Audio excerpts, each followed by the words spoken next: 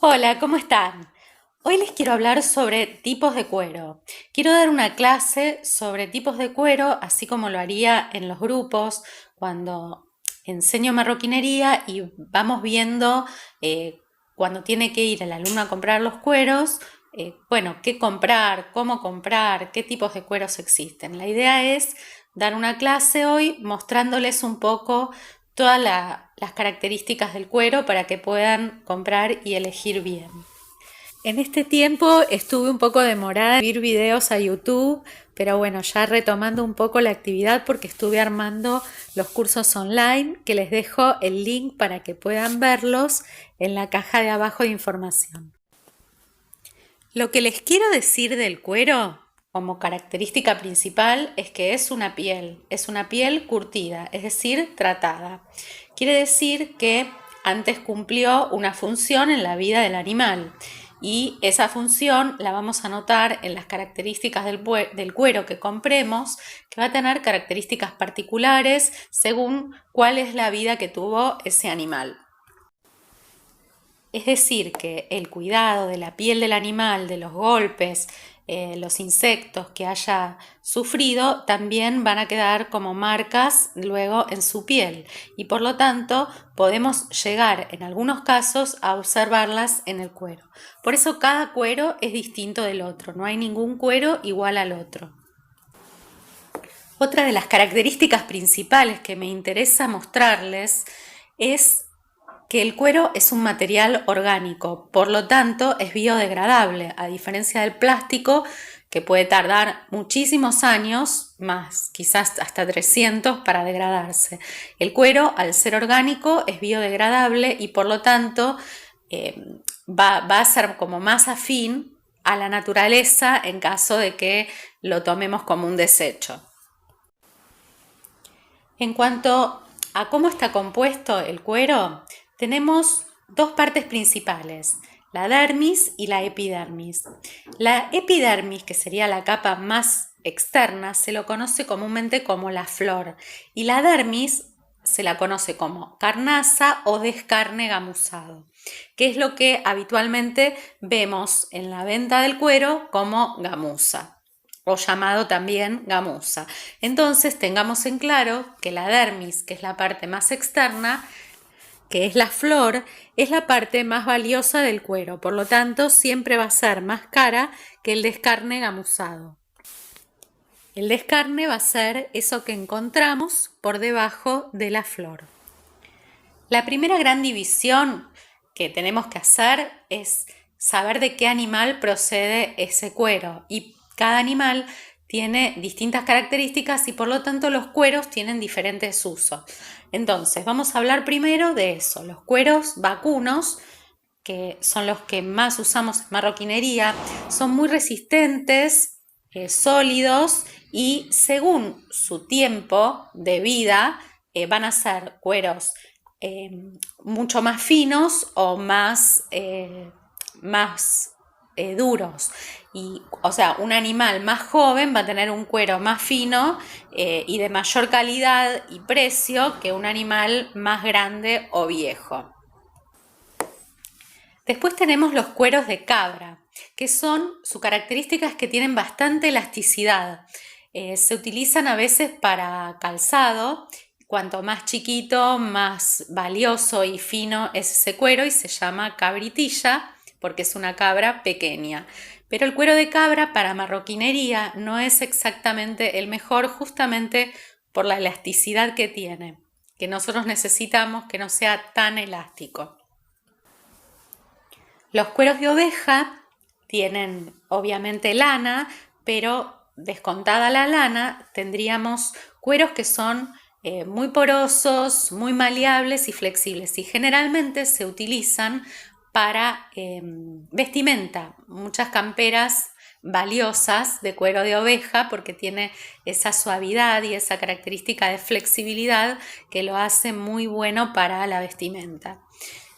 Obviamente si queremos hacer una cartera muy finita y muy blanda y quizás muy maleable, también podríamos utilizar otros cueros, pero el más utilizado para marroquinería es el vacuno.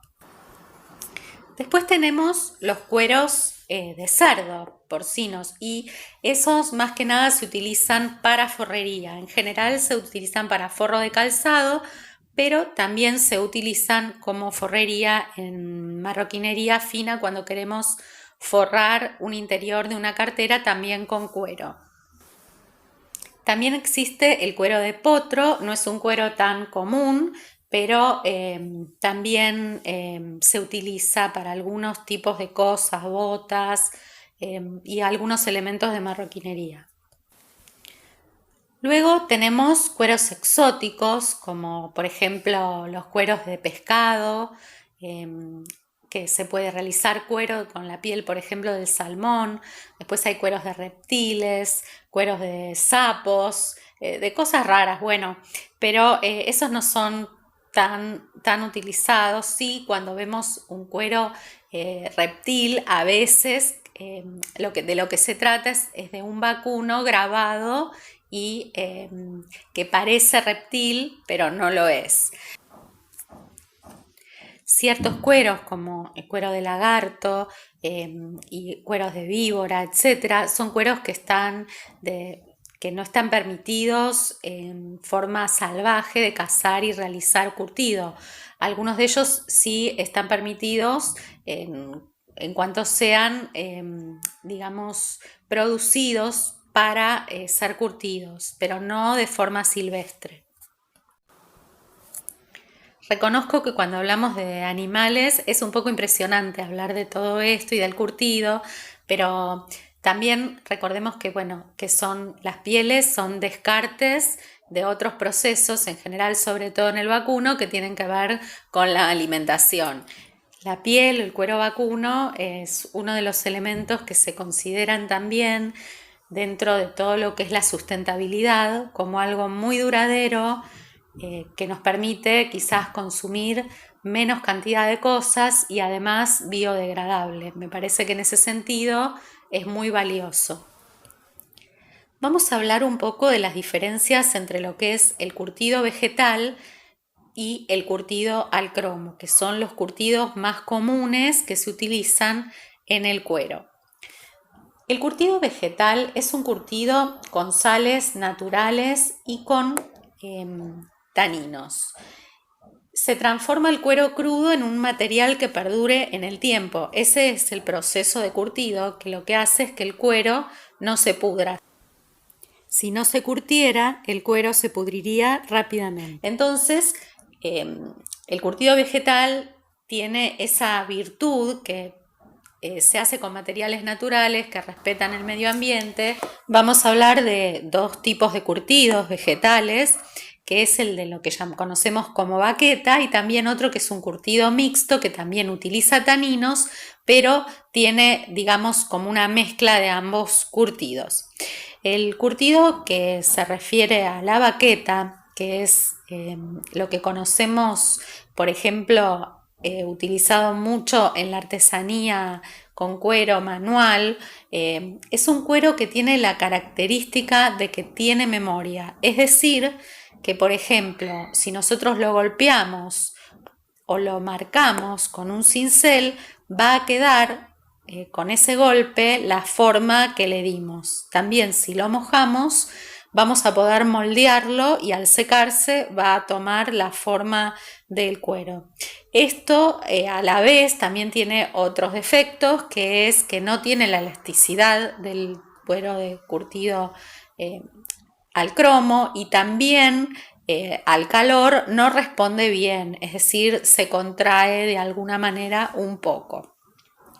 Los curtidos mixtos, que respetan el tema de cómo se tiñen los cueros con taninos y cómo se trabajan, va a tener una característica muy especial en cuanto a su graneado, que es natural, y también a los colores que se pueden lograr, que son colores muy afines a lo natural, porque se extraen esos taninos de plantas, ¿sí? De plantas que pueden estar en la naturaleza, como el castaño, el quebracho. También se habla de una planta que se llama tara, peruana, de origen de Perú, el roble, y bueno, otras que también van dando distintos tipos de color al cuero y de características también. Vamos a hablar ahora de los cueros curtidos al cromo. Según leí, más o menos el 80% o más de los cueros curtidos en el mundo se realizan de este modo. ¿Cuáles son las ventajas que tiene el cromo y por qué se utiliza? La primera ventaja es que es un proceso muy rápido. Una vez que se elimina el pelo, se mezcla el cuero en ácidos y sales y luego se coloca en tambores con cromo y el cuero sale como un tinte azul clarito, casi gris, que se lo conoce como azul húmedo o wet blue. Y ese tipo de azul, ese tipo de tinte, que es muy, muy, muy clarito, ¿qué pasa? Permite que el cuero quede muy uniforme, con firmeza, y también tiene sobre todo la aptitud de un teñido perfecto.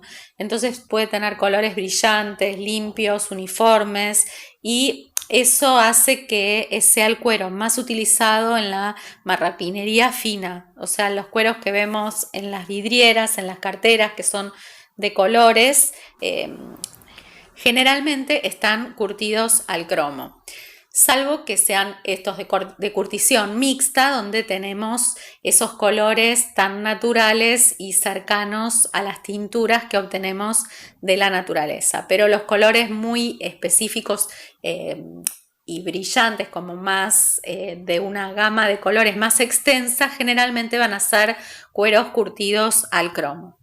Bueno, por hoy vamos a dejar acá. No se olviden de suscribirse, me ayudan mucho si comparten este video con otras personas que también les pueda interesar el tema del cuero. Y bueno, y nos vemos en la próxima, donde voy a hablar mucho más sobre tipos de cuero, sobre terminaciones en cuero, sobre los tratamientos que se le pueden hacer al cuero para obtener distintos tipos de terminación. Así que bueno, la próxima seguiremos con el tema. Me despido, hasta la próxima.